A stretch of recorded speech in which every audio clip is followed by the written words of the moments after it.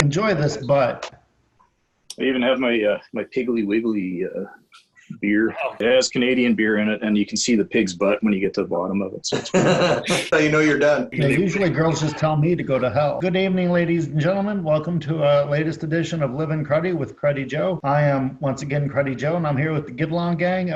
Gene, King of the Nighttime World, Coffinberry, James, living in the Limelight Hanson, and our very special guest, Archduke of Tuxedo Park, Sir Thomas Bagley. yeah, hang loose. Which leads me to my first question. When was the first time you were knighted by the Queen? Probably as a young boy, and it was very uncomfortable. Very awkward for such a modest man. Tom Bagley, a.k.a. Jackson Phibes, the main man in the band Forbidden Dimension, Color Me Psycho, probably tons of bands and cool stuff that I don't know about. One of the most knowledgeable horror and art people, serious artist. He's done tons of stuff for the Crudds. He is the guy that drew the Cruddy Joe design for the t-shirt. And we're going to have some ridiculous questions for him. Figure we start out by catching up with what's going on with Forbidden Dimension in the middle of this pandemic. Right now, we're probably in the same boat as you guys. It's actually working out pretty good because we were due to write a new album, so I've got nothing but time to hone and craft those crafty lyrics and fiddly little guitar parts and stuff. So yeah, we just finished demoing. So the album's all written, just kind of emailing bass parts to Virginia Dentata. So we're just kind of writing a record, laying low, doing a lot of drawing, tons of artwork these days. So keeping busy, but yeah, just playing these songs. And I can't wait till we actually get together again to practice, just because it's a different planet when you're playing really loud versus like in my room. And Gene refuses to open the Crudds up. You guys just need to get the Tor Johnson masks, and then you'll be all safe. There's dicks everywhere, but generally people are following it. Like my wife went downtown today, and she said there's people with masks on just out in the street and everything. So and Tor Johnson masks too, which was pretty cool. Jimmy had enough. He's like, enough of this. You keep talking about Tor Johnson, I'm out of here. You're scaring me. No, it's time for to go to bed. So do you have any kind of theme for this record? Do you have a title thought of? Title's always dead last. That's usually when we're doing the artwork. We do have a song on there that's dedicated to the creeping Crudds on there. So you can taste the crud of Dracula is on there. So. That's awesome. That's awesome. Yeah. Well, the thing is, we were talking last year, we were talking about those Hammer pirate movies. We were joking about Pirates of Crud River, which you guys need to write. So come on. Yeah. Oh, he's the really good artist. I'm like, what? Oh, and thank you for the Cruddy Joe design, by the way. It's great. Oh, thanks. It's not too crazy. I tried to get every single emotion in those apes in the background. Like Vincent Price is really hard to draw. He's super hard because he's kind of generically handsome, and a lot of it is his mannerisms. He'll change his appearance in movies. Like sometimes you'll see his eyebrows, and sometimes he has no eyebrows. When you see him drawn now, it's always old Vincent Price. He's easier, yeah, because he gets the kind of the baggy eyelids that kind of come down, that kind of slope. And he's got the neck, kind of the. Well, now I have my guess for who would Tommy do for the trivia question later. Right. Who would I do? He seriously drew my favorite Frankenstein ever. Was this one issue of Playboy that had Kiss in Japan. It was in grade 6. My brother had it, like Hot Babes, but there's Kiss in Japan, and this Galen Wilson drawing a Frankenstein. I think it was like all the Santa's elves are making the monster in a closet, and the Santa Claus opened the closet and he goes, "What the hell's going on in here?" And the monster was so cool. He was all white, and just his eyes were dead, and he had stitches, and it was really cool. And they're just sort of attaching his hand at that point. It was just like one of the most macabre drawings of Frankenstein I'd ever seen. What? That's his favorite thing. He started going, it's not that kind of podcast. Was it horns you're talking? Oh, sorry. If it was horns, it's all horror. I mean, you can do that if you want. I'm not going to judge you, but. Well, yes, no, man, more power to you, for sure. And then swinging your head around. You can practice all day long in your bedroom. Are you guys going to do free-for-all? You mentioned free-for-all. We're going to sew a coonskin tail on Jimmy. When in doubt, you whip it out. It would be awesome if Paul Williams redid the entire Bat Out of Hell album. It's because, Todd Rundgut's the segue. It's almost the exact same overblown songwriting style, that sort of Jim Steinman Broadway kind of, and then mixed with the Paul Williams kind of showbizy kind of thing. So he needs to redo that album, like in his own, I'm lying Lying in the bottom of a ditch in the burning sun. It'd be really good. Yeah, we should cover the hell of it. That's a great tune. Yeah, that's a good one. He wrote some good stuff. My wife hates him, but I think she likes him because she saw the movie, Still Alive movie, and she kind of changed her tune a little bit because he seemed like a pretty cool guy. We just talked about that, didn't we? Weren't you watching that, Gene? Yeah, I watched it recently. That guy's totally metal. He doesn't give a shit. No, I like he can't watch his old interviews because he's so coked out on those, and he's just like, I can't do this. This is too painful. And the guy that's the director seems like a total idiot. Kind of gets called on it all the time. It's like, man, that guy just needs to shut up. Paul Williams was like, I don't know if I want to go down this road. Then he kind of befriended the guy, and then the guy started whipping out these videos that Paul Williams had probably been trying to avoid till his death. He's got the little mustache. Did you see the interview with Paul Williams and Guillermo del Toro? No, I haven't seen that. Guillermo was like this huge Paul Williams fan, and it's just awesome. They're just going for about 45 minutes just back and forth. Yeah, it's really sweet. It's worth watching. Yeah, we were going to show Phantom of the Paradise, but Facebook didn't like the juicy fruits. They wouldn't let us. Why? It's the Paul Williams music. It's all copyrighted. Oh, okay. Yeah, makes sense. In Winnipeg, it played for an entire year, and Paul Williams decided, well, I should go up there and do a concert, and he actually got chased down the street by girls, so which means he had to move twice as fast because stubby little legs. Little legs, yeah. Yeah, but he said it was like Beatlemania. He was getting chased down the street, and it was like no other place in the world is he getting chased down the street except in Winnipeg, and then it'd probably happen again if he went there now. Right? There's not much going on there, right? No, it's Winnipeg. He just asked McNasty how he avoids the fans with his stubby legs. He has a little cart. Have you ever worked at the Tower Records in Nashville? Have I worked there? Yes. Yes, I did. Do any of you know if Canada's still taking political asylum immigrants? I think they are, but they're kind of like their borders closed right now. You want to go, Joe? What's wrong? You want to go to Canada? Canada would be great until probably the middle of October through the middle of June. That's what my wife says. She's American. Yeah, I don't mind. I like winter. I like dead of winter because I'm an indoor girl, so it's like, yeah, it's all good. I think we had some snow in May. I'm pretty damn sure we had snow in May. We're talking about the weather on here. It's too real, though. It's like real horror. We talk about Frank and Drac and those guys. Well, they can't drive in snow either. Terrible. Well, Drac probably could because he's Transylvania. He's like a mountain guy. And Frankenstein had the huge boots, so they'd kind of be like snowshoes, right? So yeah. They both did a lot of acid, too. Actually, Chewbacca, that guy, what's his name? Peter Mayhew? He's dead now, isn't he? Yeah, he walked by. I went to a chiller con in the late 90s, and I remember he walked past and he had his legs were all kind of caved in on each other because of the gigantism. Star Wars is kind of between like franchise relaunch. I don't think those original actors, aside from, the main guys, appreciated the relaunch of the Star Wars. Especially, what's his name? David Prowse. David Prowse, I heard he really didn't get along with any of those guys. So Burt Reynolds. Burt Reynolds. He was the voice of Darth Vader. People get confused, yeah. He was in that movie Smokey and the Jedi. How was the Forbidden Dimension conceived? Well, we all had parents.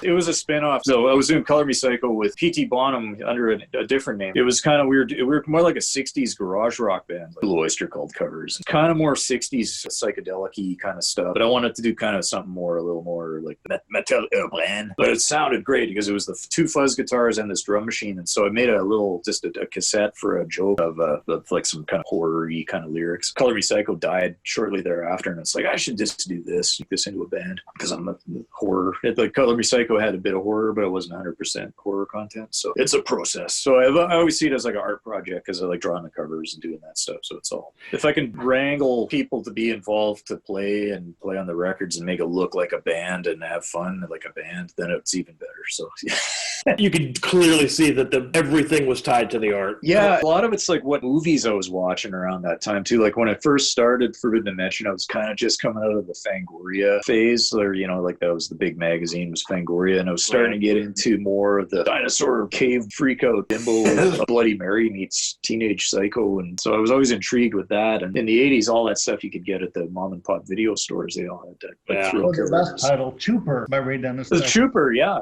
Yeah, that was called Blood Shack. If I ever wanted to really torture people, I showed Trooper on the Freak Out. Yeah, we went down to Las Vegas in the mid-90s and found he ran a video store down there called Mascot Video, and we all went down there and got his autograph. He was a really nice guy. But I think he was doing like stripper videos. Yeah, he like, definitely, at least towards the end, dabbled in pornography. Yeah, it was almost like promo reels for strippers, and he was shooting these and he was selling these tapes. But he had all his old horror stuff. All right, well, speaking of epic Canadian movies, how did you end up with Diener and Terry in the FUBAR 2? I did the logo for the first one. I'm friends with those guys. Well, Paul Spence, he was actually a Forbidden Dimension fan, and he used to sent me his hockey card, and he came up and introduced himself, and it was really funny because like his hockey card was from a few years earlier, and he showed up and he goes, yeah, hey, Paul Spence, and he'd been up north working, and he was all super buff, like you go up north and work on the oil rigs. He came back, but I got him into Screamin' Jay Hawkins, and he's always been forever in debt. We did a bunch of music for the first one, kind of under various like incognito band names. He wanted a version of Brontosaurus by The Move. Yeah. So we did one called Hydrocephalosaurus. You were in the band Nightseeker, the movie version of Nightseeker.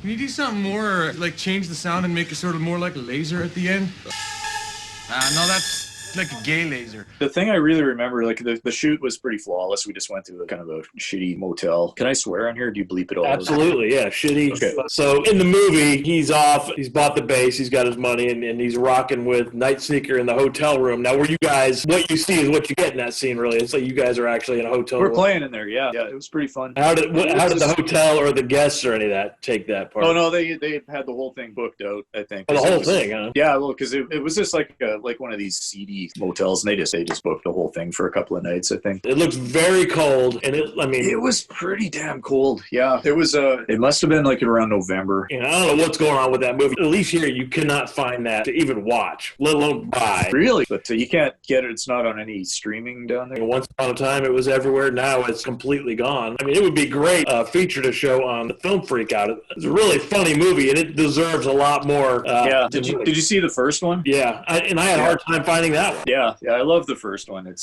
was funny. I did a book right after the first one came out, and it was like a Terry and Diener survival guide. It was just great because they wanted it as crude as possible, and got this kind of shitty, kind of scratchy rapidograph style. If I'm not getting paid very well, I'll use that style, and it's kind of more of my Mad Magazine style, and that's what they wanted because I originally sent them a few samples of stuff from the text, and they're like, no, can you do it like your crappy style? Yeah, I can do that. And I got to throw in references to all the obscure old 80s metal bands. It's Anvil, Angel Wit. Whoever ends up watching this, definitely track down the FUBAR movies, Canadian rock and roll farce in the spirit of Cheech and Chong and Bob and Doug. It's a wild party. You could probably watch any 5 minutes and just laugh your ass off. Yeah, very well done. The biker bars in the north, like way up in the scary north circuit, and they said you learn to keep your back to the wall. Nobody will mess with your equipment. That's the crazy thing with the old dive bars is like you could leave all your amp and stuff overnight on the stage, and you'd come back the next day, and nobody would touch it. Like none of those locals. You could wheel it off into the snow. Yeah, we went up and played crazy distances up BC. Like Dawson Creek was south of where we were, 8 hours north. It was pretty wild. Tons of hippies, pot smoking, crazy hippies out in the middle of nowhere. It was quite a bit of fun. Go in there, be a guy who would have like this pickup truck full of like skinned cow heads, just like, oh yeah, we gotta get rid of those. They're starting to smell. And be like, what the hell? A whole other world from Tennessee, that's for sure. We were supposed to come down this year. COVID put the kibosh on that. Yeah. 2021, we're shooting for that. What popular horror movie franchise do you think is overrated? Pretty much all of them, the sort of Fangoria era. I like a lot of the movies from that period, but just the series ones are yeah. Every series went down the toilet after. Yeah. So pretty much all of them are overrated, I would say. They're all terrible. Definitely. There's probably something that's not. That's like I'm totally. Oh no, have you ever actually watched Saw? Have you seen the Saw series? Oh no, you don't want to do that. That said, I did like the Ash versus Evil Dead stuff. That was all really and the original 3 movies are. It's like hockey. It's like I don't pay attention to it. I'm one of those guys. I'm not that kind of Canadian. There's the name of your next album. Not that kind of. That kind of Canadian. It could work. There have been hockey players that have objected trades to the Oilers just because of the weather in Edmonton. It's too cold for a fucking hockey player. Half these guys grew up in Norway. I got some. I have one most important question that I ask all Canadians. And you guys are a power trio too, so you'll appreciate this. Rush, are they the worst Canadian band ever or just the worst band in the history of bands? The worst band in the history of organized sound. They're one of those bands I kind of have a soft spot for, but I don't actually own any Rush albums. I never listened to them. I like the movie, though. Well, I grew up listening to BTO. There's a Canadian band I can get behind. They were heavy. They were like, it was kind of like, I knew about BTO before I got into Kiss and Sweet. The riffs are bigger. Was it the guys from the Guess Who? Yeah, it was Randy Bachman. I was right.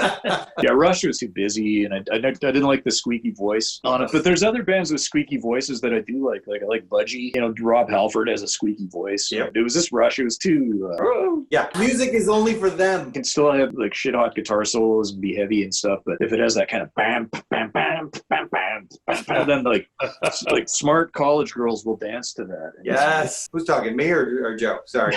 So where I grew up in Rochester, we had a band called the Chesterfield Kings. Did you guys ever? Yeah. That's exactly what that reminds me of. That was a great record because it was one of those ones where you buy it and then you got to track down all the original versions. Oh yeah. That was I love that stuff. It was like Batman music. Yeah. Well, my dad, he bought the Neil Hefti Batman album, which I still love. It's all like fuzz bass. Barbarella bass all the way through it, like, because Virginia was using the that's like, what does it have, the light? No, this is before lights were invented. No lights, it was just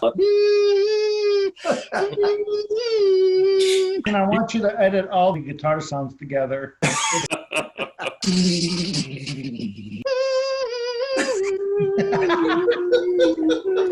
I really got into Japanese soundtrack music lately. Seriously, it's so good. So good. The most epic fuzz guitar instrumental album, like samurai theme. The 80s stuff's good too, because they get those sort of what's that? It's got that honk, all the guitar on that, like there's a heavy guitar riff kicks in. It sounds like an HM2 going direct into the soundboard. Tom is actually one of the few living survivors who actually submitted fan mail to Famous Monsters magazine. Oh, there it is. There it is. Wow. 113. There's me.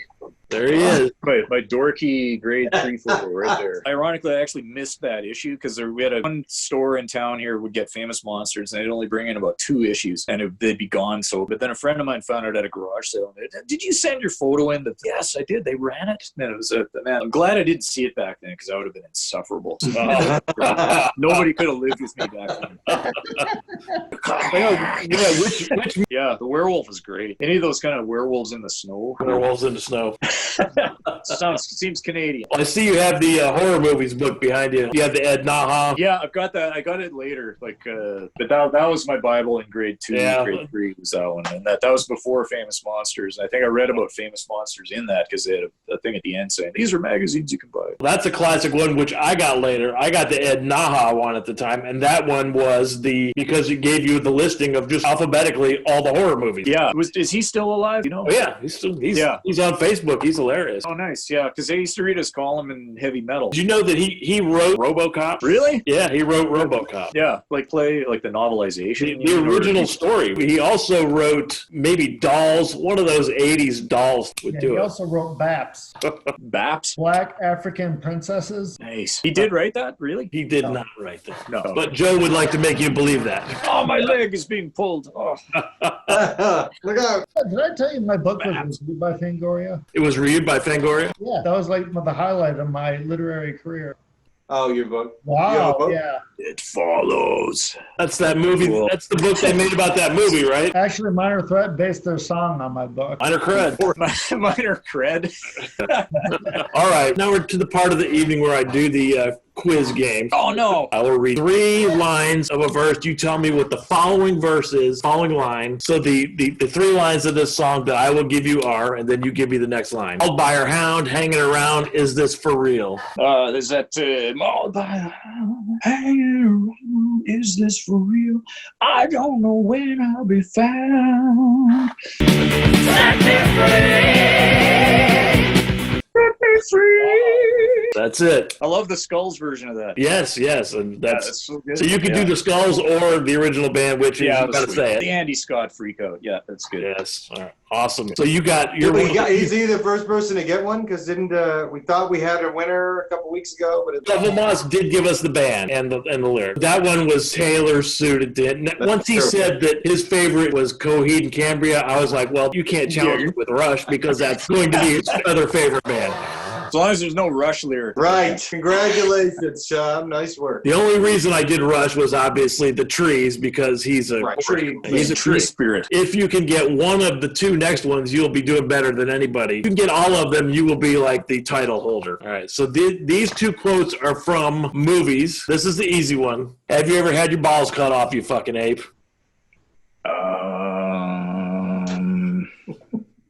No, I don't know that one. I'm sorry. I don't usually watch movies with swears in them, so it's... I know you've seen this No, movie. I don't know that one. Okay, it's the mountain guy from Deliverance. Oh, okay. Well, I haven't seen Deliverance in like 30 years. All right. You could still get the highest points. You've got to get this one. Okay, this is the quote. Tell me who said it and what the name of the movie is. An assassination live on television, coast to coast. That's entertainment. That's entertainment. Paul Williams and Phantom of the Paradise. It sure is. Swan. What do you have to say in the demon voice? An assassination live. Tom is the champ right now. Now I got to go watch Deliverance again here, so it's... I'll ask you the question, then we go around the room to see who can come closest to what we think you'll answer. Okay, what they think I will answer? I think James has nailed this twice. I don't. Joe has never actually really tried. Of any celebrity or famous person, who would you most like to do? Well, let's start off with James. Fortunately, this one's kind of Canadian. It has to be Gordon Lightfoot. Isn't that in the Canadian Constitution? That's a good pick. What do you think, Joe? Well, obviously, Tommy is a rocker, so I'm going to say Lita Ford. As a matter of fact, I'm pretty sure you'd want to kiss her deadly. I thought it was going to be Canadian. You were going to keep it because I'd say Lee Aaron, Metal Queen. She was on the cover of Wii magazine, and she's totally adorable, but she was so charming. That's the answer then. Oh, sorry, you didn't get to go. Okay, well, I'll pick somebody else then. Okay, keep going. I'm probably going with Lee Aaron. You win. Actually, none of the above. Probably go with Margaret Hamilton, the Wicked Witch of the West and Wizard of Oz. You know, you said living or dead, right? So now, which one of us picked the closest one? I like Gordon Lightfoot. I wouldn't want to do him though, or do him in. Lita Ford probably closest. And what did he say, Lee Aaron? I said Tura. Tura Satana. Oh, Tura Satana. Yeah, I know that rainy day people gets me all hot and bothered. Yeah, I wouldn't say no to Tura Satana. My original famous person that I talked to on the internet was Tura. Tura Satana. This was the 75-year-old Tura. Wasn't the ass kicker from the 60s. Yeah, she ended up with like back problems and all that stuff that the front heavy ladies tend to have. Yeah. All right, and the last of my quizzes. This is the most ridiculous one. Who would you most like to beat up? My guess is the same as the previous one. Gordon Lightfoot in the face. Gordon Lightfoot. He's all right.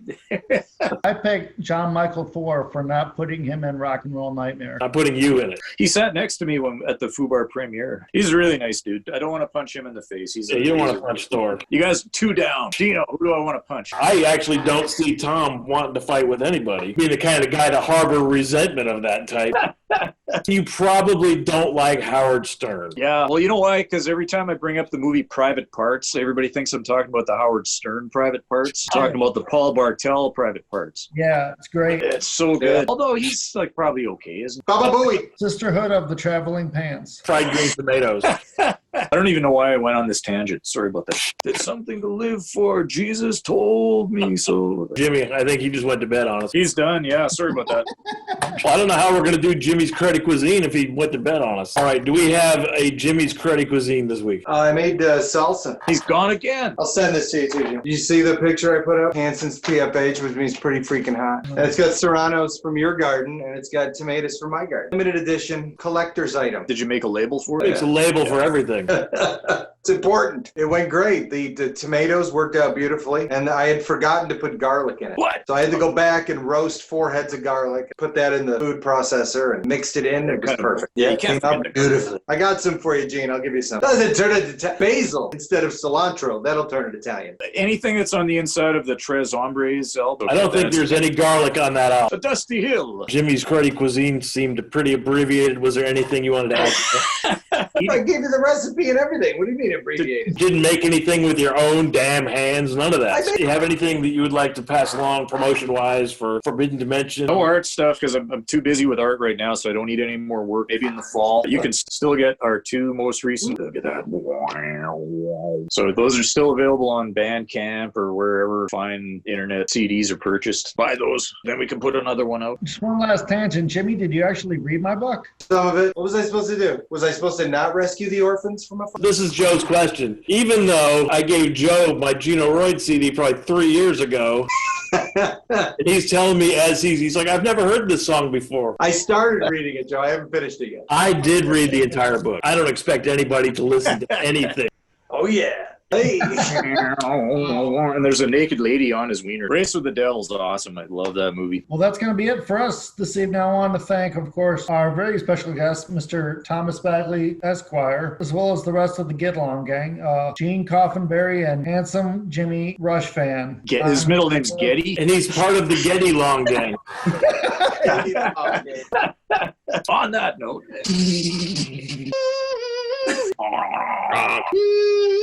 In the pod, bam, bam, bam,